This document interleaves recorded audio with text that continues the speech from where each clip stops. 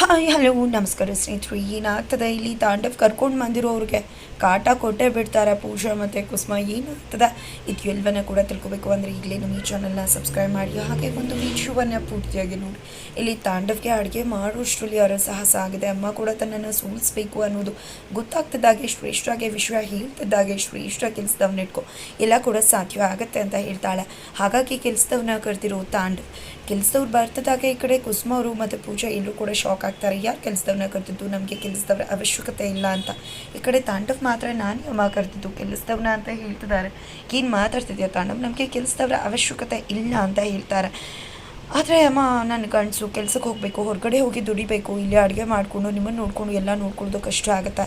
ನನಗೆ ದುಡ್ಡನ್ನು ಕೊಡೋ ಒಂದು ಕೆಪಾಸಿಟಿ ಇದೆ ಅಂದಮೇಲೆ ಈ ರೀತಿ ಮಾಡೋದೇನು ತಪ್ಪಿಲ್ಲ ಅಲ್ವಾ. ನೋಡ್ಕೋಬೇಕು ಅಂದರೆ ನಾನೇ ಅಡುಗೆ ಮಾಡಿ ಬಡಿಸ್ಬೇಕು ಅಂತ ಏನಿಲ್ಲ ಅಲ್ವಾ. ನಾನು 9 ಗಂಟೆಗೆ ಹೋಗಿ ಅಡುಗೆ ಮಾಡಿ ಮತ್ತೆ ರಾತ್ರಿ ಕೆಲಸ ಇರುತ್ತೆ, 9 ಗಂಟೆ ಆಗುತ್ತೆ. ಅಷ್ಟರಲ್ಲಿ ತನಕ ವಯಸ್ಸಾದವ್ರು ನೀವು ಮಕ್ಕಳು ನೀವೆಲ್ಲ ಹಸ್ಕೊಂಡಿರೋದು ತೊಂದರೆ ಆಗೋದಲ್ವಾ. ನನಗೆ ಯಾವುದೂ ಕೂಡ ಇಷ್ಟ ಆಗೋಲ್ಲ. ಅದರಲ್ಲಿ ಬೇರೆ ಇವಳು ಬೇರೆ ದಂಡಕ್ಕಿದ್ದಾಳೆ. ನಿಮಗೆಲ್ಲ ಟೈಮ್ ಟು ಟೈಮ್ಗೆ ಇಲ್ಲ ಊಟ ಆಗಬೇಕಲ್ವ, ಅದಕ್ಕೋಸ್ಕರ ನಿರ್ಧಾರ ಮಾಡಿರೋದು. ಇದರಲ್ಲಿ ಏನಿದೆ ತಪ್ಪು ಅಂತ ಹೇಳ್ತಿದ್ದಾರೆ. ಜೊತೆಗೆ ಭಾಗ್ಯ ಟೇಸ್ಟ್ಗೆ ನೀವು ಹೊಂದ್ಕೊಳ್ಳಿಲ್ವಾ ಅಂದಾಗ ಭಾಗ್ಯನೂ ಕೆಲಸದವನು ಒಂದು ಮಾಡಬೇಡ ತಾಂಡ, ಅವಳು ನಮ್ಮ ಮನೆ ಸೊಸೆ, ನಮ್ಮ ಮನೆ ಮಗಳು ಅಂತಿದ್ದಾರೆ.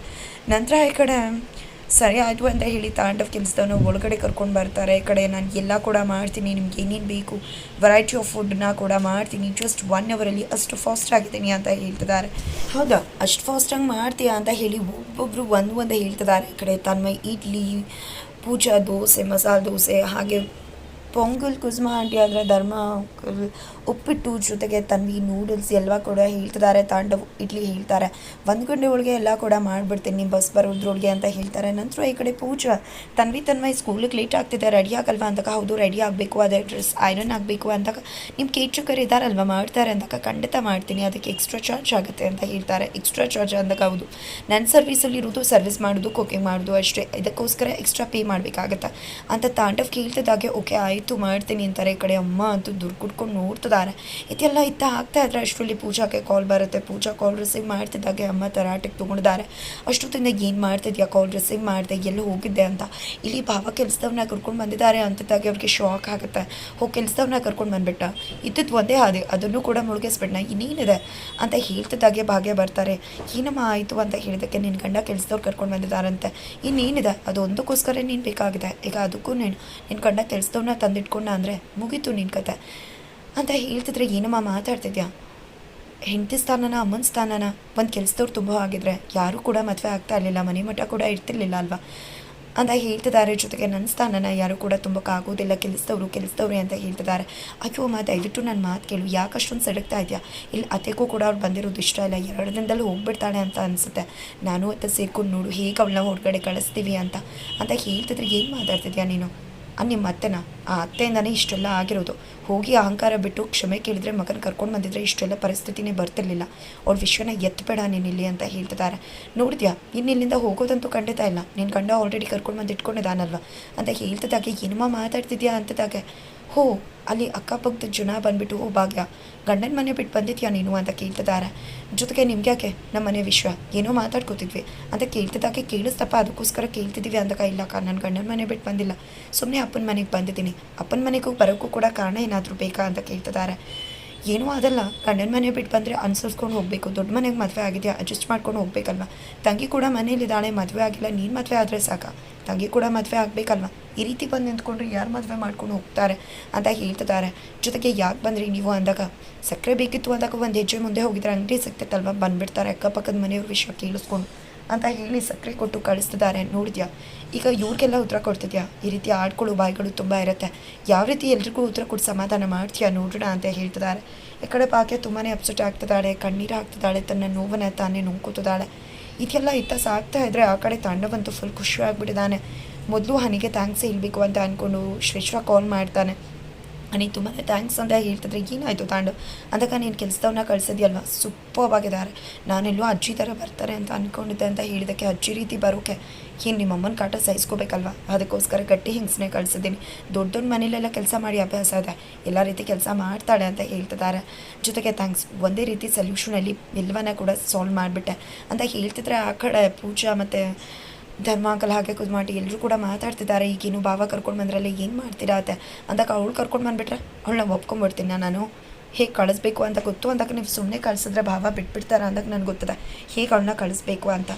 ನಾನು ಆ ಕಾಲದಿಂದ ಒಬ್ಬಳೇ ಕೆಲಸ ಮಾಡ್ಕೊಂಡು ಬಂದವಳು. ನನ್ನ ಮನೆ ಕೆಲಸನ ಯಾರೂ ಕೂಡ ಕೆಲಸದವ್ರು ಬಂದು ಮಾಡೋದಕ್ಕೆ ನಾನು ಬಿಡಲ್ಲ.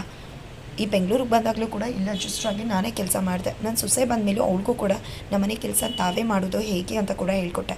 ಅಂದಮೇಲೆ ಯಾರೂ ಬಂದು ಕೆಲಸ ಮಾಡಿಬಿಟ್ರೆ ಬಿಟ್ಬಿಡ್ತೀನ, ಅವಳಿಗೆ ಹೇಗೆ ಬುದ್ಧಿ ಕಳಿಸ್ತೀನಿ ನೋಡ್ತಾರೆ. ನನ್ನ ಮುದ್ದು ಸೊಸೆ ನಾವು ವಾಪಸ್ ಕರ್ಕೊಂಡು ಬರೋದು ನಂಗೆ ತುಂಬ ಚೆನ್ನಾಗಿ ಗೊತ್ತಿದೆ ಅಂತ ಹೇಳಿ ಆ ಕೆಲಸದವ್ರಿಗೆ ಹದ ಕಾಯಿಸೋಕ್ಕೆ ಹೋಗ್ತಿದ್ದಾರೆ. ಆಲ್ರೆಡಿ ಸ್ಲಿಪ್ಪರ್ ಹಾಕ್ಕೊಂಡು ಬಂದಿದ್ದಕ್ಕೆ ಮಗನಿಗೆ ಕೊಟ್ಟು ದೊಣ್ಣೆ ಪೆಟ್ಟನ್ನು ಕೊಟ್ಟು ಆಲ್ರೆಡಿ ಹದ ಕಾಯಿಸಿದ್ರು. ಈಗ ಯಾವ ರೀತಿ ಕಳಿಸ್ತಾರೆ ಕುಸುಮ ಆಂಟಿ ಅನ್ನೋದನ್ನು ನೋಡಬೇಕಾಗಿದೆ. ಈ ಕಡೆ ಧರ್ಮ ಅಂಕಲ್ ಕೂಡ ನಿಮ್ಮ ಅತ್ತೆಗೆ ಭಾಗ್ಯ ರುಚಿ ಮಾಡೋದ್ರಲ್ಲೇ ಕೊಂಡ್ಕೊಡುತ್ತಾರೆ. ಇನ್ನು ಅಡುಗೆಯವ್ರು ಮಾಡೋ ರುಚಿನ ನೋಡ್ತಾರೆ. ಖಂಡಿತ ಅವಳು ಯಾವುದೇ ಕಾರಣಕ್ಕೂ ಅವಳನ್ನು ಮನೇಲಿ ಇರೋದಕ್ಕೆ ಖಂಡಿತ ಬಿಡುವುದಿಲ್ಲ. ಹೇಗೆ ಓಡಿಸ್ತಾಳೆ ನೋಡಬೇಕು ಅಂತ ಹೇಳಿ ಇಬ್ಬರು ಕೂಡ ಹೋಗ್ತಾರೆ. ನಂತರ ಆ ಕಡೆ ಶ್ರೇಷ್ಠ ಮತ್ತು ತಾಂಡವ್ ನಡುವೆ ಜುಟಾಪಟಿ ಶುರುವಾಗ್ತಾ ಇದೆ. ಈ ಕಡೆ ಶ್ರೇಷ್ಠ ಅಂತೂ ಏನು ಮಾಡ್ತಿದ್ಯಾ ತಾಂಡವ್, ನೀನು ಆದಷ್ಟು ಬೇಗ ಆಫೀಸಿಗೆ ಬಾ, ನಾನು ನೀನು ಹೊರಗಡೆ ಹೋಗಬೇಕು ಶಾಪಿಂಗ್ಗೆ ಅಂತ ಹೇಳಿದ್ದಕ್ಕೆ ಯಾಕೆ ಹಾನಿ ಅಂತ ಕೇಳ್ತಿದ್ರೆ, ಯಾಕೆ ಅಂದರೆ ನಿನ್ನೆ ಎಲ್ಲ ನಿನಗೋಸ್ಕರನೇ ವೇಟ್ ಮಾಡಿದೆ. ನಿನ್ನೆಯಿಂದ ಇನ್ವಿಟೇಷನ್ ಅವರು ಕಾಲ್ ಮಾಡ್ತಿದ್ರು ಸೆಲೆಕ್ಟ್ ಮಾಡಿ ಅಂತ, ಆದರೆ ನೀನು ಸಿಕ್ಕಲಿಲ್ಲ ಅಲ್ವಾ, ಅದಕ್ಕೋಸ್ಕರ ಬೇಗ ಬಂದರೆ ಇನ್ವಿಟೇಷನ್ ಕಾರ್ಡ್ನ ಸೆಲೆಕ್ಟ್ ಮಾಡ್ಬೋದು ಅಂತ. ಇನ್ವಿಟೇಷನ್ ಕಾರಣ ಯಾಕೆ ಏನು ಅಂತ ಕೇಳ್ತಿದ್ರೆ, ಯಾಕೆ ಏನು ಅಂತ ಕೇಳ್ತಿದ್ಯಲ್ಲ, ಮದುವೆ ಇದೆ ಅಲ್ವಾ, ಅದಕ್ಕೆ ಇನ್ವಿಟೇಷನ್ ಕಾರ್ಡ್ನ ರೆಡಿ ಮಾಡಬೇಕಲ್ವ, ಸೆಲೆಕ್ಟ್ ಮಾಡಿ ಪ್ರಿಂಟೌಟ್ ಕೊಡಬೇಕು, ಎಲ್ರಿಗೂ ಕೂಡ ಇನ್ವಿಟೇಷನ್ನ ಕೊಟ್ಟು ಇನ್ವೈಟ್ ಮಾಡಬೇಕಲ್ವ ಅಂದಾಗ ಇನ್ವಿಟೇಷನ್ ಕಾರ್ಡ್ ಕೊಟ್ಟು ಇನ್ವೈಟ್ ಮಾಡೋದಾ ಅಂದಾಗ ಹೌದು ತುಂಬ ಜನ ಬರ್ತಾರೆ ಅಂದಾಗ ಏನು ಮಾತಾಡ್ತಿದ್ಯಾ ಶ್ರೇಷ್ಠ ನೀನು, ಮದುವೆನ ಅದರಲ್ಲೂ ಎಲ್ರಿಗೂ ಕೊಟ್ಟು ಗ್ರ್ಯಾಂಡಾಗ ಯಾವುದೇ ಕಾರಣಕ್ಕೂ ಅದು ಸಾಧ್ಯವಿಲ್ಲ. ಮದುವೆ ಆಗೋಗಿದ್ರೆ ತಾಳಿ ಶಾಸ್ತ್ರ ಒಂದು ನಿಮ್ಮ ಮನೇಲಿ ಆಗ್ಬೋದು, ಅದನ್ನು ಬಿಟ್ಟು ಈ ರೀತಿ ದೊಡ್ಡಗಿಡ್ದಾಗೆಲ್ಲ ಮಾಡಿದ್ರೆ ನಾನು ಒಪ್ಕೊಳ್ಳೋದಿಲ್ಲ ಅಂತಿದ್ದಾರೆ. ಏನು ಮಾತಾಡ್ತಿದ್ಯಾ ನೀನು, ನನ್ನ ಮದುವೆ ಆಗಲೇಬೇಕು ಅಂತ ಶ್ರೇಷ್ಠ ಹಠ ಮಾಡ್ತಿದ್ದಾಳೆ. ಶರ್ಟ್ ಅಂತ ಹೇಳಿ ತಾಂಡವ್ ಸಿಕ್ಕಾಕೊಂಡಿದ್ದಾನೆ. ಈ ಕಡೆ ಸುಂದ್ರಿ ಮುಂದೆ ಯಾಕೆ ಇವ್ನು ಒಪ್ಕೊಳ್ಳೋದಿಲ್ಲ, ಇವನಿಗೇನು ಎರಡನೇ ಮದುವೆ ಆದರೆ ನನಗಿದು ಮೊದಲನೇ ಮದುವೆ, ಇವನೇ ಹೇಳ್ದ ಅಂತ ನಾನು ಮದುವೆ ಗ್ರ್ಯಾಂಡಾಗಿ ಮಾಡ್ಕೊಳ್ತಾ ಇರ್ತೀನಿ, ನನಗೆ ಹೇಗೆ ಬೇಕು ಮದುವೆ ಹಾಗೆ ಮಾಡ್ಕೋತೀನಿ, ಗ್ರ್ಯಾಂಡಾಗಿ ಮಾಡ್ಕೋತೀನಿ, ಎಲ್ರೂ ಕರೆದು ಜೋರಾಗಿ ಮಾಡ್ಕೋತೀನಿ. ಇವನು ಹೇಳ್ದ ಅಂದ ಮಾತ್ರಕ್ಕೆ ಮನೇಲಿ ಇದ್ಕೊಂಡು ತಾಲಿ ಕಟ್ಕೊಡೋಕ್ಕೆ ನನಗೇನು ಕರ್ಮ ಬಂದಿಲ್ಲ, ರಾಜು ರೋಷವಾಗಿ ಎಲ್ಲರೂ ಮುಂದೆ ಇವನ್ನ ಮದುವೆ ಆಗ್ತೀನಿ ಅಂತ ಹೇಳ್ತಿದ್ದಾಳೆ ಶ್ರೇಷ್ಠ. ಹಾಗಾದರೆ ಫೈನಲಿ ತಾಂಡವ್ ಮತ್ತು ಶ್ರೇಷ್ಠ ಮದುವೆ ಹತ್ತಿರ ಬರ್ತದೆ. ಈ 7 ದಿನದ ಚಾಲೆಂಜಲ್ಲಿ ತಾಂಡವ್ 2ನೇ ದಿನದ ಚಾಲೆಂಜಲ್ಲಿ ಕೆಲಸದವನ್ನ ಕರ್ಕೊಂಡು ಬಂದಿದ್ದಾನೆ. ಕೆಲಸದವ್ರಿಗೆ ಹೇಗೆ ಕಾಟ ಕೊಟ್ಟು ಓಡಿಸ್ಬೇಕು ಅನ್ನೋದು ಗೊತ್ತಾಗಿದೆ. ಆಲ್ರೆಡಿ ಈ ಕಡೆ ಅಡುಗೆ ಮಾಡೋದು ಬಿಟ್ಟು ಮಕ್ಕಳನ್ನ ರೆಡಿ ಮಾಡೋಕ್ಕೆ ಹೋಗಿದ್ದಾರೆ. ಆ ಕೇಟರ್ ಈ ಕಡೆ ಅಡುಗೆ ಮಾಡಬೇಕು, ವೆರೈಟಿ ಫುಡ್ ಮಾಡಬೇಕು, ಬಸ್ ಬರೋದ್ರೊಳಗೆ ಮಾಡಬೇಕು. ಅಷ್ಟರಲ್ಲಿ ಈ ಕಡೆ ಪೂಜಾ ಮತ್ತು ಕುದುಮಾಡಿ ಇಬ್ಬರು ಕೂಡ ಸೇರಿಕೊಂಡು ಸಾಕಷ್ಟು ರೀತಿಯಲ್ಲಿ ಕಾಟ ಕೊಟ್ಟು ಅವರನ್ನು ಹೇಗೆ ಓಡಿಸ್ಬೇಕು ಅನ್ನೋದು ಎಲ್ಲ ಕೂಡ ಸ್ಕೆಚ್ ಮಾಡ್ಕೊತಿದ್ದಾರೆ. ಈ ಕಡೆ ಆಕೆ ಕೂಡ ಮಾಡೋಷ್ಟರಲ್ಲಿ ಸಾಕಾಗ್ತಿದ್ದಾರೆ, ಅಷ್ಟು ಸಾಕಾಗುವ ಹಾಗೆ ಮಾಡ್ತಿದ್ದಾರೆ. ಹಾಗಿದ್ರೆ ಸಾಕಾಗಿ ತಾಂಡವ್ ಬರೋಷ್ಟರಲ್ಲಿ ಕೆಲಸದವ್ರನ್ನ ಮನೆಯಿಂದ ಹೊರಗಡೆ ದಬ್ಬಿಸ್ಬಿಡ್ತಾರೆ. ಕುಸುಮ ಮತ್ತು ಪೂಜಾ ಇಬ್ಬರು ಸೇರಿಕೊಂಡು ಏನಾಗುತ್ತೆ ಇಲ್ಲಿ ಎಲ್ಲವನ್ನ ಕೂಡ ತಿಳ್ಕೊಬೇಕು ಅಂದರೆ ಮುಂದಿನ ವಿಡಿಯೋಗೋಸ್ಕರ ವೇಟ್ ಮಾಡೋದನ್ನು ಮರಿ